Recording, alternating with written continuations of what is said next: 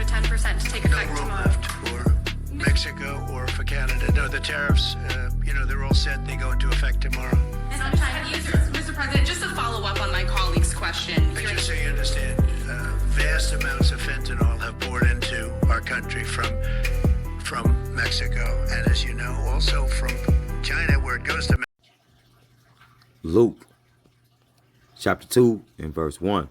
And it came to pass in those days that there went out a decree from Caesar Augustus that all the world should be taxed.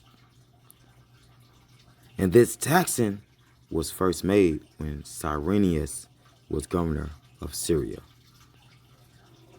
And all went to be taxed, everyone into his own city. Barakatah Yahweh, Barakatah Yahweh Shah, Barakatah Yahweh, Barakatah Yahweh Shah, Barakatah Yahweh, Barakatah Yahweh Shah, Bahashem Harach Wadash. Bless you, Yahweh, bless you, Yahweh Shah, in the name of the Holy Spirit. First, I'm going to start out by giving all praise, honor, and glory due to Yahweh, Bahashem, Yahweh Shah, Bahashem Harakak Wadash. Double honors to the elder apostle, elder bishops of Great Millstone, Stephen Well. For they are the true teachers for the nation of Israel this day. Shalom to the Akim out there on the highways about ways pushing his work in truth sincerity. Shalom to the very few sisters to Aqua who subscribe to the truth. And shalom to the speckled bird, which are you Israelite foreigners whom the nations you are scattered into.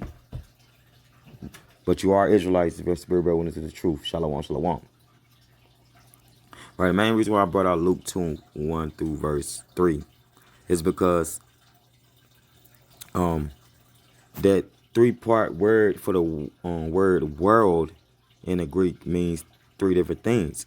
And we're going into a time frame where Caesar Augustus was taxing the world. We're basically putting a tax on the world like terrorists, for better words. He's putting the tariffs on the world. If I'm, you know what I'm saying, or taxes, whichever way you want to put it. So let's go into who Caesar is. It's Greek 2541. Caesar, a masculine noun of Latin origin. Caesar, a title of Roman Emperor Caesar.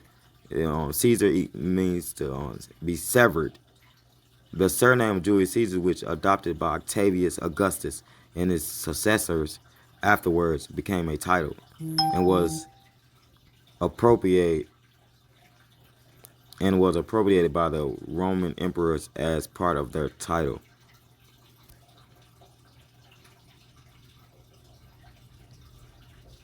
So Julius Caesar was reigning before Mashiach walked the earth, right? Around the time where he was still in the womb of Mary, right? Before she was getting ready to give birth, or however months or however many days, et cetera, et cetera. Right? So we're coming to a time frame where Caesar Augustus should put a tax on this whole realm, right? And let's get that Greek or Hebrew word for taxing. Greek 582 is apography, feminine noun from Greek 583. An enrollment, by implication, an assessment, taxing. And then it's going into the outline, biblical outline. A writing off, transcript from some pattern, and an enrollment of registration in the public records of persons together with their income and property. So this is when Augustus Caesar put a tax on the inhabitants of this realm, or of this realm, to have records, public records, and registrations of people, public enrollments of registrations of people, public records on their income and properties, right, as the basis of a census or valuation, i.e. that it might appear how much tax should be levied upon each one. So in a census is the procedure of systematically acquiring, recording, and calculating population information. See that? About the members of a given population, usually displayed in a form of statistics. This term is used mostly in connection with national population and housing censuses. Other common censuses including censuses of agriculture, traditional culture, business, supplies, and traffic censuses. Right, then it goes into break down some more So from that, this is the time frame where Caesar Augustus was wanting to putting the taxes on people, because he was trying, for better words, how can I say, show himself to be show himself to be the one and only one, top dog, for better words, right? You know what I'm saying? Taxing everybody, putting a certain percentages on people's incomes and their properties and their supplies or whatever they have. Kind of like what Donald Trump is doing now, putting tariffs on a lot of people.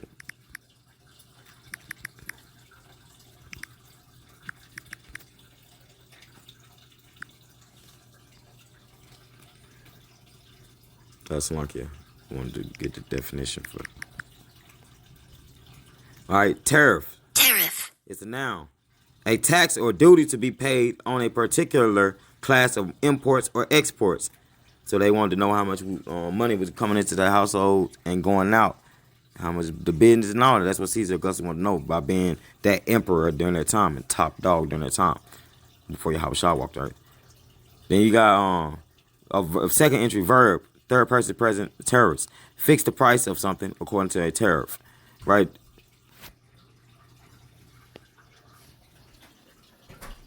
But when you go into the similars for tariffs, you have tax, which is what I was talking about. A compulsory contribution to state revenue levied by the government on workers' income and business profits, or added to the cost of some goods, services, and transactions. See? Then you have like a toll. They like kind of putting a toll on things. You know, when you cross over state lines, you have to pay a certain amount to cross over into the next area, or like a toll. They put a price, a chargeable, payable price for driving, going over bridges, or being having permission to drive on the roads, etc. So it goes pretty deep when it comes to all this stuff that Esau Edom done made up. Let's see, fees, charges, right? Dues. See that? And Jake should know about dues. Right, let's get to the origin. It's Arabic arafa, to notify. Italian tarifa, French tariff, late 16th century. Also denoting an arithmetical table, vi, French, from Italian tarifa, based on Arabic arafa, notify. Right, so basically, with Caesar Augustus putting taxes on the realm, he was basically getting records, assessments. He was getting all these things so that he'll be able to know how he should be able to get his portion of the people's money, for better words. Since he was the emperor during this time, and that word for world is oikimene. Is a feminine noun. It's Greek 3625. Oikimene, feminine noun. Feminine participle present passive of Greek 3611 as noun by implication of Greek 1093. It's land, i.e. the terrain part of the globe, especially the Roman Empire, earth, world. When you get into that, so basically talking about an area, then you get into the outline, it goes to the inhabited earth, right? It can go into the portion of earth inhabited by the Greeks, the distinction from the lands of the barbarians, the Roman Empire, all the subjects of the empire, the whole inhabited earth, the world, right? So the land, for better words, or it can go into the inhabitants of the earth, the men, right? So the inhabitants of the earth, the people within the land, right? So oikimene goes into the land or the people within the land, right? And it says, in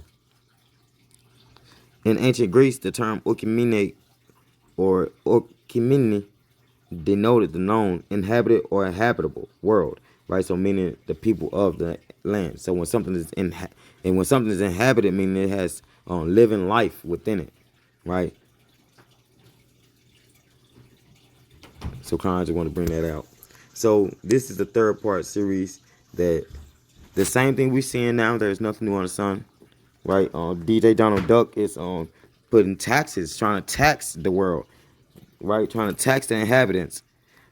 When you know what I'm saying, through pride and through DJ Don Duck think he should that America, Babylon is owed something. Just like Caesar, Augustus, the same spirit. They have the spirit of the world and the inhabitants of the earth owe them something, right? So Lord willing, it's edifying. I'm gonna give all praise, honor and glory due to Yahweh, Bashem Shah, Bashem Kakadash. Double honors to the elder apostle, elder bishops of great millstones through well, peace and blessings to hopeful let. Shalom, shalom, ba ba ba.